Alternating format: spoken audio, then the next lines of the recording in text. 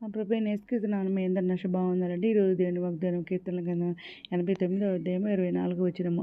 నా విశ్వాసతయు నా కృపయు అతనికి తోడై ఉండెను. నా నామమును బట్టి అతని కొమ్ము హెచ్చింపబడెను అని వాగ్దానం ఇచ్చిన పరిశుద్ధాత్ముడు. అర్ధరాత్రి లేసి ప్రార్థన చేసి విశ్వాసతులించి మరలా ప్రార్థన చేసి దేవుని ఉన్నప్పుడు దేవుడి వాగ్దానం ఇచ్చారు. వెంటనే స్టేటస్ పెట్టిన చూడండి అక్కడ.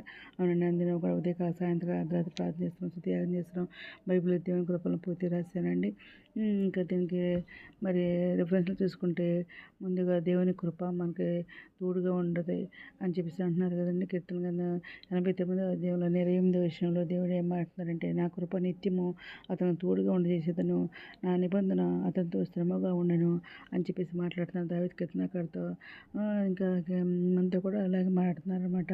ఇంకా కీర్తన గ్రంథం 89వ అధ్యాయంలోని 33వ వచనంలో, కానీ నా కృపను అతనికి పూర్తిగా ఎడమ చేయను, అబద్ధికుడిని నా విశ్వస్తను విడవను అంటున్నారు.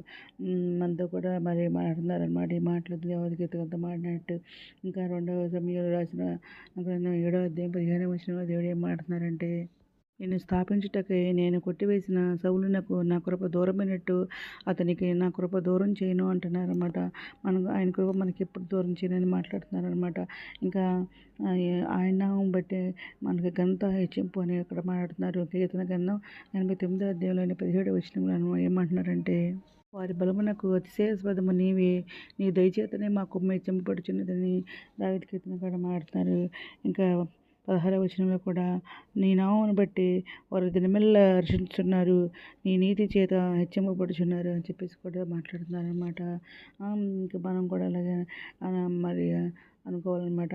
దేవుని వల్లనే మనకి బలము, దేవుని వల్లే మనకి మన కొమ్మ హెచ్చింపబడుద్దని, ఆయనే మనకు అతిశయాస్పదం అని మనం కూడా దినమెల్లా మన దేవుణ్ణి గురించి హర్షించాలన్నమాట. దేవుని నామాన్ని మనం ప్రదర్శించాలన్నమాట ఆయన్నే హెచ్చించాలన్నమాట మనం. ఇంకా 1 సమూయేలు రాసిన గ్రంథము 2వ అధ్యాయం 10వ వచనంలో దేవుడు ఏం మాట్లాడుతున్నారంటే, యెహోవాతో వాదించువారు నాశనమగుదురు, పరమండలములో నుండి ఆయన వారిపైన ఉరుము వలె గద్దించును, లోకపు సరిహద్దుల్లోగా ఉండేవారికి ఆయన తీర్పు తీర్చును, తాను నియమించిన రాజునకు ఆయన బలమిచ్చును, తాను అభిషేకించిన వారికి అధిక బలము కలుగచేయును అని చెప్పేసి కూడా దేవుడు ఇక్కడ మాట్లాడుతున్నారు.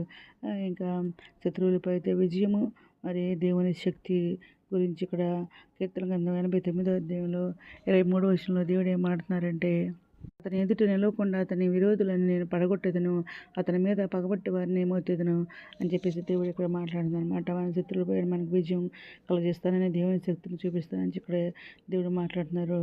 2వ సమూయేలు రాసిన గ్రంథము 22వ అధ్యాయం 40వ వచనంలో దేవుడు ఏం మాట్లాడుతున్నారంటే, యుద్ధమునకు బలము నీవు నన్ను ధరింపచేయుదువు, నా మీదకి లేచిన వారిని నువ్వు అణిచివేయుదువు అని చెప్పేసి మాట్లాడుతున్నారండి. అవునండి, మన మీద లేచిన వారిని దేవుడు అణిచివేస్తానని చెప్పేసి కూడా అక్కడ అర్థం చేసుకోవచ్చు అనమాట.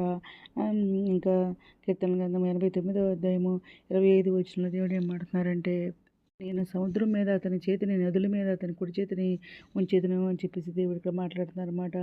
ఇంకా దావీదు వంశావళి క్రీస్తు ప్రవచనాన్ని ఇక్కడ దీనికి రిఫరెన్స్లు చూసుకుంటే కీర్తన గ్రంథం 132వ అధ్యాయం 17వ వచనంలో దేవుడు ఏం మాట్లాడుతున్నారంటే, అక్కడ దావీదునకు కొమ్ము మొలవ చేసేదను, నా అభిషిక్తుని కొరకు నేను చుట మరి ఒక దీపము సిద్ధపరిచి ఉన్నానని చెప్పేసి దేవుడు ఇక్కడ మాట్లాడుతున్నారండి.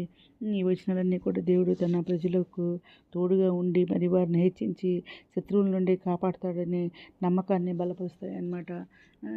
వాగ్దానం మనందరి చేతుల్లో నెరవేరాలని ఆయన కృప ఆయన్ని మనతో చేస్తానంటున్నారు. ఆయన విశ్వస్తే ఆయన కృప మనకు తోడుగా ఉంటుంది అన్నారు. ఆయన నామం బట్టి మనకు చింపబడదని చెప్పేసి ఏదైనా మాట్లాడుతున్నారు. ఏదైనా వాగ్దానం అందరి చేతులు నెరవేరాలని కోరుకుంటూ ఈరోజు మనం ప్రార్థన చేసుకుందాం. మౌన్నతుల శాశ్వత మందిరకరమైన మనకి తీసుకొస్తుందండి.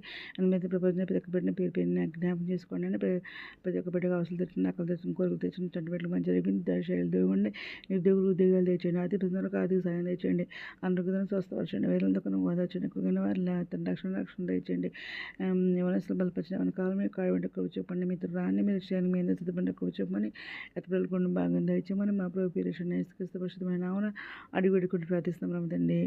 మీ అందరి ప్రార్థనలో మా కుటుంబం నుంచి కూడా పేర్చమని మనం చేసుకుంటున్నామండి. ప్రభు సేవలో మీ సహోదరి. God bless you.